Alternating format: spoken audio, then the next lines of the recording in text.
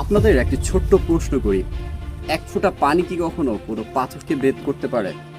প্রথমে শুনলে হয়তো বা অসম্ভব মনে হতে পারে, কিন্তু সেই এক ফোঁটা পানি যদি সেই একই জায়গায় বছরের পর বছর পড়তে থাকে, তখন কিন্তু সেই পাথরটি একটা সময় ভেদ হয়ে যায়।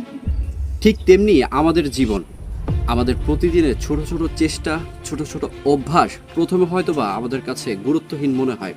আজ যদি আপনি 10 মিনিট বই পড়েন, কিংবা কয়েকটা টাকা সঞ্চয় করেন, কিংবা একটু একটু করে পরিশ্রম করেন, এগুলো হয়তো বা এখনই আপনি সেরকম কোনো ফল পাবেন না, কিন্তু একটা সময় এই ছোট্ট ছোট্ট অভ্যাসগুলোই আপনাকে অন্যদের থেকে আলাদা করে তুলবে।